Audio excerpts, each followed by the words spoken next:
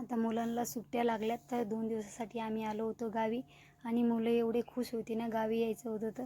आता स्कूल पण नाही आहे, ट्युशन पण नाही आहे, अभ्यास पण नाही आहे आणि गावी कसं मोकळं वातावरण असतं खेळायसाठी आणि तिकडं कसं स्कूल आणि ट्युशन घरामध्येच टी व्ही बघायची. माझ्या मुलाला तर खूप आनंद होतो आहे गावी यायचं असलं तर बघू शकता आणि एवढी मस्ती त्यांची. आणि आमची दिवसाची ट्रेन होती. दिवसभर त्यांनी ट्रेनमध्ये खूप अशी मस्ती केली आणि असा वैताग आणून सोडला ना लय. मोबाईल मागायचे, मोबाईल दे. झोपत पण नव्हते आणि त्यांना लयच मज्जा येत होती. गावी यायचे त्यांना आनंद तर सांगू शकत नाही तुम्हाला, एवढे खुश होते.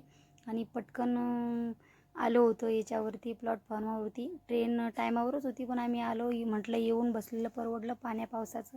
पण पाऊस काय आला नव्हता. मस्त आमचा प्रवास छान झाला. म्हटलं पाऊस जर आला तर मग बॅगी वगैरे घ्यायला कसं प्रॉब्लेम होतो आहे.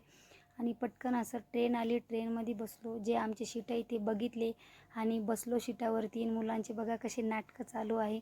आणि प्रवासामध्ये गेलो आणि मुलांना काही मागितलं नाही, हे होऊ शकणार नाही. जे आलं ते घ्यायचंच काम आणि खायचंच काम असंच होतं. म्हटलं जाऊ दे आता, लहान बचपन असंच असते. मग मस्त असा प्रवास खूप छान झाला आणि बघू शकता किती छान वातावरण आहे. पाऊस पण होता बाहेर आणि खूप छान होतं. मुलं अशी बघत होती, मला अशी भीती वाटत होती. खिडकी मोठी असल्यामुळे बघत होते. म्हटलं बाहेरून काय एवढं बघू नका, बघा किती छान आहे आणि भरपूर असा उंच होता हे.